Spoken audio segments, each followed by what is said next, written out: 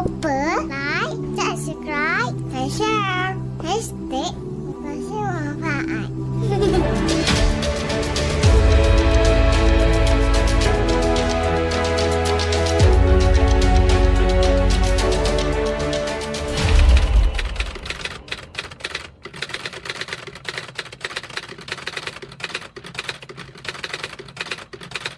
Kalimah tasbih mensucikan Allah Subhanahu Wa Taala. Allah mulakan ayat ini dengan menyebutkan kalimah isim, nama. Pada bahagian yang lain, Allah tidaklah menyebutkan tentang nama. Sama ada Allah Subhanahu Wa Taala menyebutkan fa innallaha ghaniyun 'anil 'alamin. Sesungguhnya Allah itu maha kaya dan tidak memerlukan kepada satu pun, apa-apa pun di atas muka bumi, di atas alam. Tetapi dalam ayat ini Allah Subhanahu Wa Taala menggunakan kalimah isim, nama, dan Allah sebutkan sabbihisma rabbikal a'la, sucikanlah dengan nama Tuhanmu yang maha tinggi. Maksud tasbih ni tuan-tuan adalah hidup dan bergelumang. Faham tak? Maksudnya saya nak bagi tahu that subhanallah bermaksud, saya tak tahu macam mana kita boleh terjemahkan sebagai maha suci Allah, tapi dia lebih tepat untuk difahami sebagai Tuhan yang menaungi kita. Dan kita memuji Allah, Tuhan yang menaungi kita. Tenggelam, timbul dalam keadaan apa pun, kita dikelilingi dengan kasih sayang dan perlindungan Allah Subhanahu Wa Taala semata-mata. Kita bersyukur.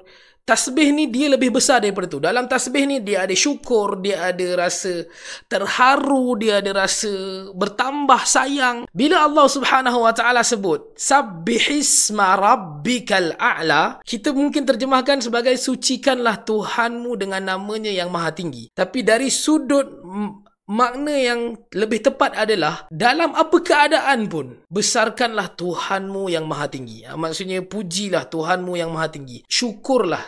Subhanallah ni, sebab tu Nabi kata tamla'ul mizan, dia memenuhi timbangan. Kita menghayati kalimah subhanallah ni saja dah menjadikan kita ni faham betapa hina, bodoh, jahil, terkutuknya kita. Tetapi Allah dengan sifat subhanallah, dengan kalimah subhanallah ni, kita dapat rasa that bagaimana sebenarnya Allah menyebarkan kasih sayangnya, menjadikan kita mulia di mata manusia. Tuan-tuan dan puan-puan, azakumullah, kalau Allah Subhanahu Wa Taala tak selamatkan kita daripada kehinaan di atas muka bumi, tak selamatkan kita daripada aib di mata manusia, nescaya tak ada sesiapa pun yang nak duduk di sebelah kita. Belum lagi nak kenal, belum lagi nak kawan, belum lagi nak bersuap makan, nak duduk sebelah pun tak ada orang nak. Betapa Allah Subhanahu Wa Taala sayangnya kepada kita, muliakan kita, sehingga orang boleh datang, boleh lalu dekat kita bagi salam, Assalamualaikum. Orang muliakan kita, orang hormat kita, orang jaga kita, orang sayang kita, orang tolong kita. Semuanya subhanallah. Itulah sebabnya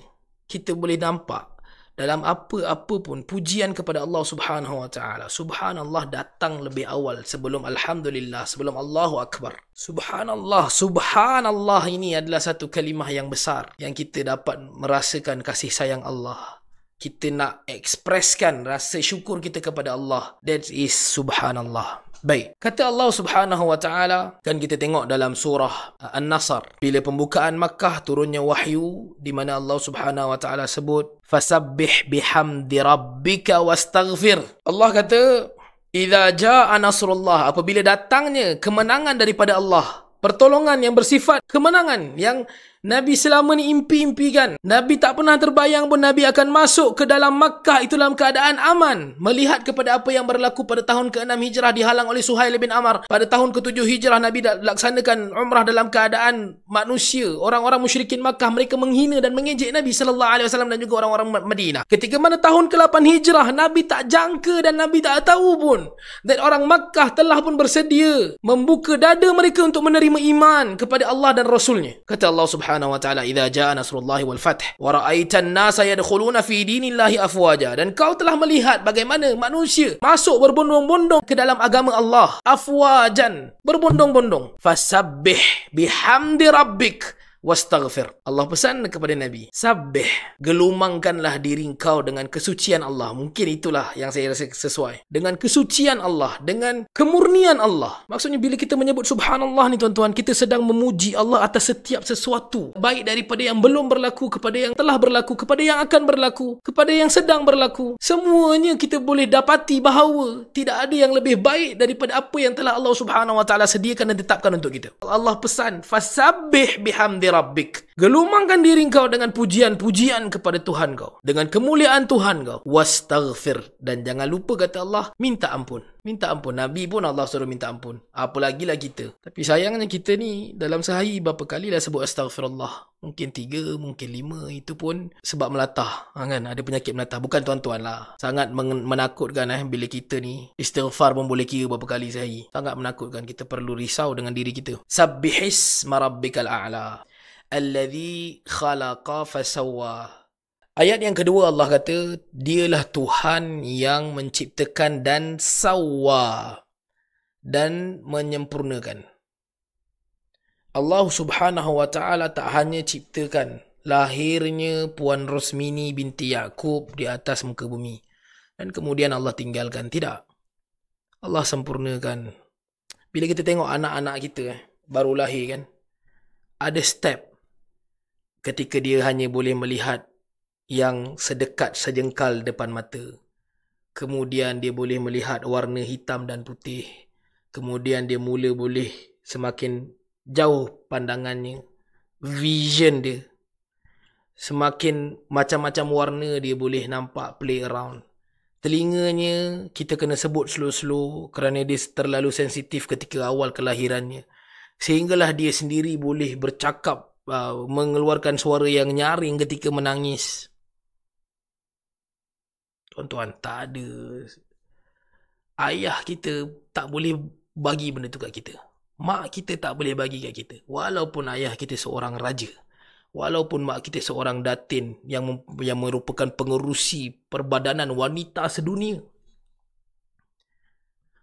Allah Subhanahu Wa Taala yang bagi kita segala kesempurnaan, segala kecukupan. Allah Subhanahu Wa Taala yang sediakan semuanya untuk kita secara berperingkat. Allah tahu bagaimana nak beri kehidupan kepada kita. Sawwa. Allah buatkan semuanya. Inilah sifat Al-Khaliq. Yang mana hanya untuk itu saja pun belum lagi nak masuk umur 7 tahun, masuk umur 10 tahun, habis belajar tingkatan 5, masuk universiti, dapat beli kereta, dapat beli rumah, ada simpanan, pergi umrah, pergi haji. Belum lagi sampai yang itu. Hanya untuk 2 tahun pertama kelahiran kita saja, kita tak boleh nak ganti apa-apa pun untuk Tuhan. Kita tak boleh nak bayar pun harganya. Sebab tu kata Nabi SAW, subhanallah tamla'ul mizan. Kalimah subhanallah ini memenuhi timbangan. Apabila kita menyebutkan subhanallah dengan sebenar-benar penghayatan, itu dah memenuhi mizan. Dah memenuhi timbangan kita di akhirat. Tapi berapa ramai di antara kita yang memahami kalimah itu, yang menyebutkan puji-pujian kepada Allah itu dengan sebenar-benar penghayatan. Berapa ramai di antara kita yang dia itu sentiasa ingat. Sebab tu kata Allah Subhanahu Wa Taala, laqad kana lakum fi rasulillahi uswatun hasanah liman kana yarjullaha wal yawmal akhir wa dzakara Allah katsira. Sesungguhnya pada Muhammad itu adanya tauladan, tunjuk ajar yang terbaik buat orang yang mahukan yang mengharapkan keredaan Allah kepadanya dan mengharapkan kebaikan baginya pada hari kiamat dan sentiasa mengingat-ingat Allah, menyebut-nyebut Allah. Berapa ramai di antara kita yang sentiasa mengingati Allah Subhanahu Wa Taala dalam keadaan kita gembira, dalam keadaan kita berduka, dalam keadaan kita susah dan senang. Semakin kita susah, sepatutnya semakin kita memperbetulkan jarak kita dengan Tuhan. Semakin mendekati Tuhan, bahkan semakin kita senang, kita sepatutnya berganda-ganda lebih dekat dengan Tuhan. Kerana Allah telah mengurniakan kepada kita kesenangan. Berbanding ketika kita susah dulu, kita boleh hebat dalam ibadah.